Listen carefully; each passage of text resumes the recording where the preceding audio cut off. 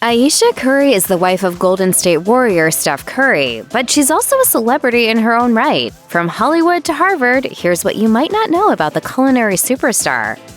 In May 2024, Curry announced that she and Steph had welcomed their fourth child, a son named Caius High. Prior to the birth, Ayesha told People that her pregnancy hadn't been all that easy. I get hyperemesis almost every time. And so I'm lucky if I can keep a meal down. Along with the severe morning sickness she'd been experiencing, Curry also revealed that the medical description of her pregnancy had irked her. In an essay she wrote for her website, Sweet July, she remarked about being in her 30s and having what was described as a geriatric pregnancy. She urged the medical community to come up with different terminology. Many women in their 30s and 40s are going through this for the first time, and being told you're old feels alarming and wild.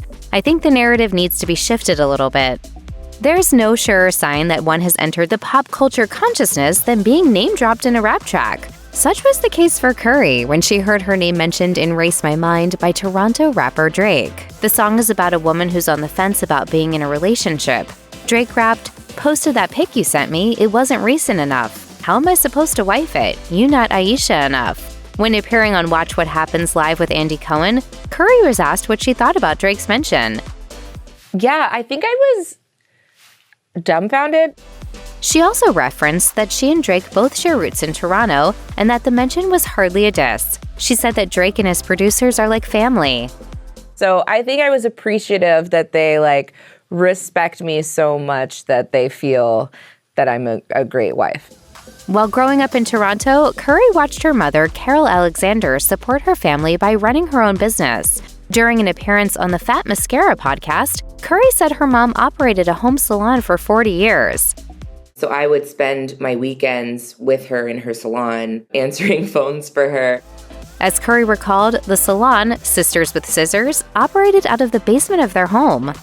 And I would love to pretend like I was grown, And so I think it prepared me for my future life.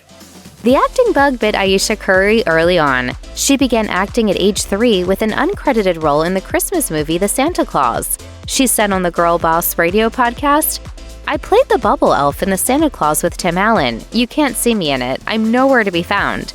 She got serious about acting in her late teens, landing small roles in TV shows and a movie, Love for Sale, as well as bit parts in some Disney Channel series. You are so not worth this.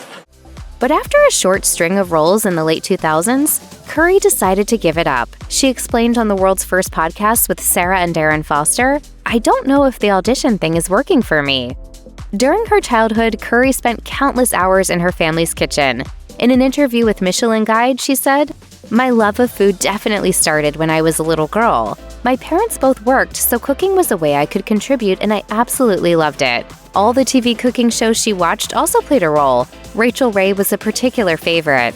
But watching cooking shows is very different from starring in one. And when Curry finally became the host of her own show, she learned why most of them are shot in a TV studio. As she explained in an interview with Eater, she was initially excited about shooting her Food Network series, Ayesha's Homemade, in her own kitchen. I could do this at home. Yes, absolutely. She figured she'd be able to spend more time with her daughters, but in reality, she hardly saw them at all, which made her feel a little guilty knowing they were so near. That was the first and last time she'd ever film a cooking show in her own home. She told Eater, "I thought I could have the best of both worlds. I've learned my lesson entirely." By 2017, Curry had established herself as a major figure in the world of food. That was the year she partnered with renowned chef Michael Mina to open International Smoke. With multiple locations around the country, the eatery specializes in steaks, ribs, seafood, and veggies that are grilled over wood fires. While Curry is certainly no slouch in the kitchen, there's one thing that her partner possesses that she does not: a Michelin star, which he earned through his self-titled San Francisco restaurant, Michael Mina. Curry told Michelin Guide, "We're a convergence of two people from very different backgrounds, but with a shared passion for expressing love through food." According to Curry, the restaurant's goal was to shine the spotlight on grilling from a worldwide perspective. As she said, the process of grilling food over a fire is common in most cultures, although each type of cuisine tends to utilize different techniques. What are the flavors? What are the woods that are used in Japan? In 2018, Ayesha and Steph did something new for them. They appeared on a TV game show. The couple were joined by Steph's parents and sister when they competed on Celebrity Family Feud, playing against fellow NBA star Chris Paul and his family. To say that the Currys did well is putting it mildly. That was particularly true in the Fast Money round, where Ayesha racked up points like there was no tomorrow. The goal is to snag a combined 200 points with that final round, and any family who manages to achieve that wins an additional $25,000. Well, they easily exceeded that goal thanks to Ayesha, who brought in 194 points on her own during her time at the podium.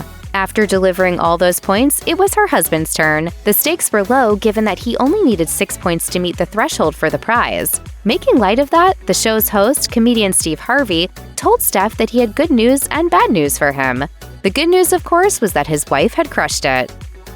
Now here's the bad news. If you don't get this, you out to leave. After several years without acting roles, Curry returned to the screen when she played herself in a 2017 episode of the HBO sports comedy Ballers that featured her husband also as himself. Steph Curry, the baby-faced assassin. What's going on, brother? That must have given her the kick she needed to get back into acting. In the years following, she guest starred in several TV series, leading up to a role in the 2024 Netflix romantic comedy Irish Wish, starring former child star Lindsay Lohan.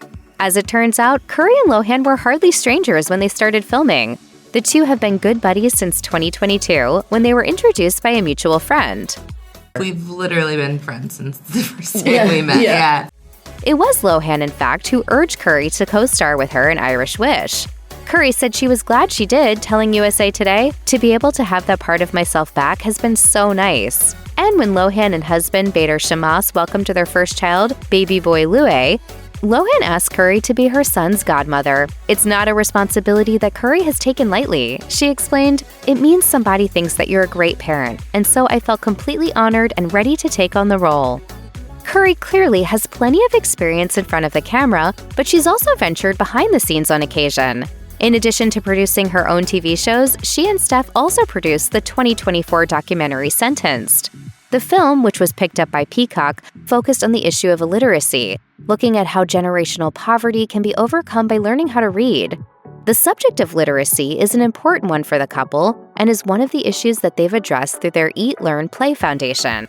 In a joint statement, the couple said of the film, "Sentenced is a powerful project that we are honored to be a part of, driving necessary conversations on the importance of childhood literacy, a haunting issue that was only intensified as a result of the pandemic." Banishing illiteracy was also something that was very personal to Ayesha, tapping into her own fears as a mother. She told NPR, "And as a parent, like the thought of not being able to provide something so simple as like the ability to read to my child is so upsetting.